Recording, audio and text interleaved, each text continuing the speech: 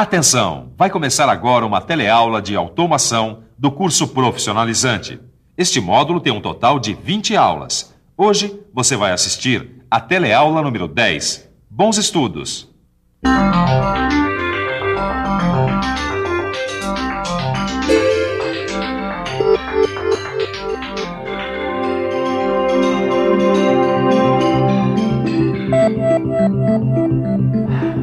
Você é um super companheiro, eu acredito em você, mas assim não é possível. Você está perdendo a memória. Eu tenho certeza que eu te passei todas aquelas informações. Agora, onde é que você botou? Você não está lembrando de nada mesmo? Ô mano, tá louco? Tá falando sozinho? Não, Torquato, ainda bem que você chegou. Eu estava perguntando para o nosso amigo aqui onde é que ele escondeu aquelas informações sobre microcomputadores. Não, eu lembro. A gente guardou num arquivo chamado micro que deve estar aqui no Word. E é justamente isso que a gente vai ver na teleaula de hoje. A gente vai entender e conhecer melhor como os microcomputadores funcionam. A gente vai ficar sabendo que os microcomputadores têm uma parte física e uma parte lógica. Vamos ver que a memória dos computadores classifica-se em dois tipos e é muito importante para o funcionamento deles. E a gente vai ver também que o micro tem alguns componentes básicos e outros periféricos. Na teleaula de hoje, você vai conhecer algumas coisas técnicas dos microcomputadores. A primeira coisa que a gente precisa saber é que hardware é toda a parte física do computador. São os circuitos integrados e dentro o monitor, o teclado, o mouse. O hardware é como se fosse o corpo e seus órgãos. Já o software é a parte lógica, que faz o computador funcionar. É o programa que está gravado na memória dele. O que o Mano está querendo dizer é que software é como se fossem os pensamentos, as decisões do microcomputador. Foi exatamente o que eu quis dizer. Microcomputadores de todos os tipos para várias finalidades. Nós vivemos numa época onde a interatividade entre pessoas e máquinas é muito grande. Os microcomputadores são circuitos eletrônicos que funcionam com sistemas digitais, ou seja, com 2 níveis de tensão, como a gente viu na nossa última teleaula. Os níveis de tensão têm um valor máximo, que é a informação 1, e um valor mínimo, que é a informação 0. O computador funciona sempre com esses valores para tomar as suas decisões. Esses valores são chamados de bits, dígitos binários. A gente já viu isso na última teleaula. Você lembra?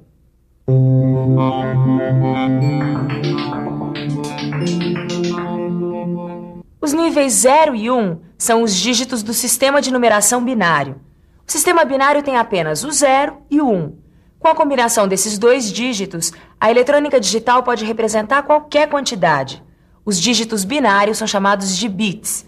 Quer dizer, cada bit representa um nível de tensão elétrica.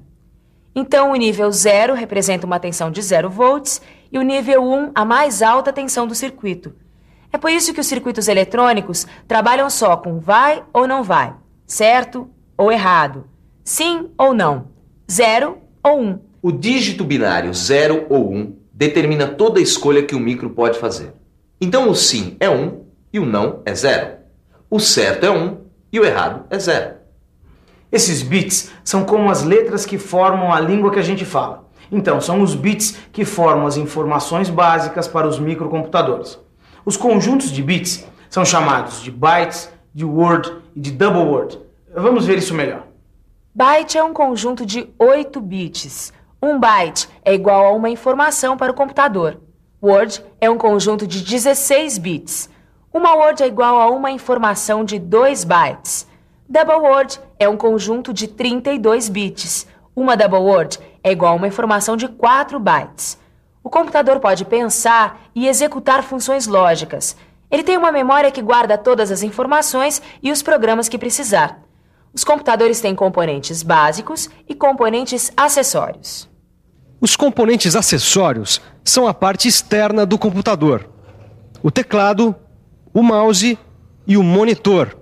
Os componentes básicos ficam aqui dentro, nas placas de circuito do computador, ou seja, na UCP, onde fica o cérebro, o auxiliar do cérebro e as unidades primárias de memória. Vamos entender isso um pouco melhor. O processador, ou a unidade central de processamento, é um circuito integrado. É o que faz o computador funcionar. É esta UCP, também conhecida como CPU, que opera e executa as funções lógicas do computador. Este cérebro do computador precisa de uma fonte de alimentação, da memória e às vezes de um circuito de apoio. É a CPU também que determina, junto com a memória, a velocidade do processamento.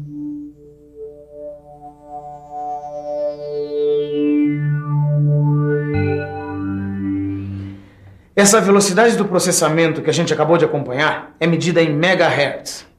Megahertz é uma unidade de frequência que indica quantas operações a CPU pode executar por segundo. Essa nossa CPU trabalha com Word, então ela tem o dobro de informações do que uma CPU que trabalha com bytes. E a metade de uma double word. Essa velocidade do processamento é muito importante. Você sabe por quê? Vamos pensar um pouco. Vamos pensar um pouco. Cada vez mais, os bancos, as fábricas, as lojas e as empresas em geral precisam trabalhar com muitas informações e sempre com bastante rapidez. É a informática de todos os lados. O computador central se comunicando ao mesmo tempo com vários terminais. As respostas serão mais rápidas e os efeitos visuais também serão melhores, quanto mais rápido for a velocidade do processamento do computador. Mas a velocidade do processamento do computador também pode ser aumentada para aplicações gráficas e cálculos aritméticos e lógicos mais complexos. É com o coprocessador aritmético instalado no microcomputador que a velocidade do processamento pode ser aumentada para outras funções. E aí o processador, a CPU, pode cuidar apenas do acesso às outras partes do computador e da interação dele com a pessoa que estiver usando o micro. No meu trabalho, eu uso muito o microcomputador. Jornalistas, escritores, professores, alunos e até médicos estão usando o microcomputador. Para mim, a parte mais interessante do computador são as unidades de memória. É claro que elas não se perdem quando a gente desliga a fonte de alimentação do computador.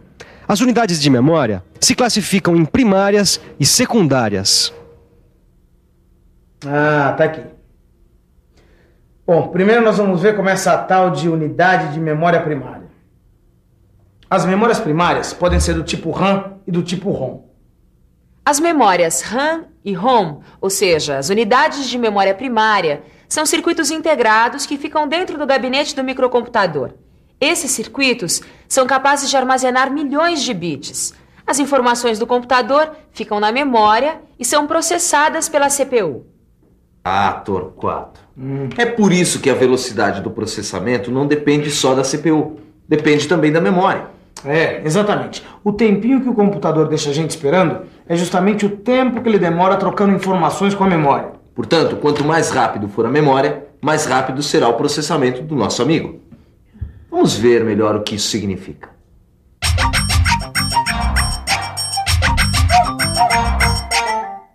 Quando a gente usa um microcomputador, os aplicativos, ou seja, o trabalho que a gente quer que ele faça, é encaminhado para o sistema operacional. E o sistema operacional faz com que a unidade central de processamento, a CPU, comece a trabalhar. Aí, esse processador vai buscar as informações nas unidades de memória. Ah, agora sim. Estava faltando a unidade de memória secundária. Vamos ver como essa supermemória funciona? As unidades de memória secundária conseguem guardar uma enorme quantidade de informações. Essas unidades são magnéticas e por isso elas são mais lentas que as primárias. Quando um usuário do microcomputador quer um programa de memória secundária, para que essa operação não seja muito demorada, o programa deve ser copiado pela CPU na memória RAM. Aí a gente pode usar, mudar alguma coisa se precisar e depois guardar de novo nas unidades de memória secundária. As unidades de memória secundária são os discos flexíveis, mais conhecidos como disquetes, os discos rígidos, que estão dentro do micro, que são chamados de Winchesters. Temos também os CD-ROMs e as fitas DAT. Tudo que aparece na tela do micro, tudo que sai impresso no papel, são sinais que foram emitidos pela CPU através de dispositivos de entrada e saída. Preste atenção. São os dispositivos de entrada e saída que convertem os sinais digitais processados pela UCP em sinais na tela do monitor ou no que for impresso. Esses dispositivos são chamados de interfaces. Todo microcomputador recebe as ordens do usuário. Depois, o micro apresenta o resultado das suas operações, as informações, enfim, o trabalho pedido. As interfaces trocam esses pedidos e essas informações entre o meio interno e o meio externo do microcomputador. Obrigado. Bom, no final, eu acabei me dando um presente e um desafio. Eu não resisti e comprei um micro. Agora, como eu não sou rico e a coisa não é brincadeira, eu só comprei alguns periféricos, o teclado e o monitor, que são os dispositivos periféricos essenciais. Quem sabe no mês que vem eu não levo também uma impressora. Eu acho que esse foi um bom investimento. Agora você aí, invista no que aprendeu hoje e acompanhe a nossa revisão. E atenção, se liga aí que é hora da revisão. Na teleaula de hoje, você aprendeu que a CPU é um circuito integrado que controla o funcionamento do computador. Você viu que é o processador e a memória que determinam a velocidade do processamento. Você viu também que os computadores têm unidades de memória primária e unidades de memória secundária. E por último, você ficou sabendo que são as interfaces que possibilitam a comunicação do usuário com o microcomputador. Ok. Tá na hora do nosso super micro descansar um pouco, porque hoje o dia só foi dele. Ele vai descansar e eu vou comer alguma coisinha, porque essa teleaula de hoje, pra variar, me deu fome. E olha que se come muito. A gente, além de comer, tem que estudar bastante. Porque, a nossa memória não é como a dos micros, não, hein? Por isso que eu digo, tem que se alimentar. Tchau. Tchau.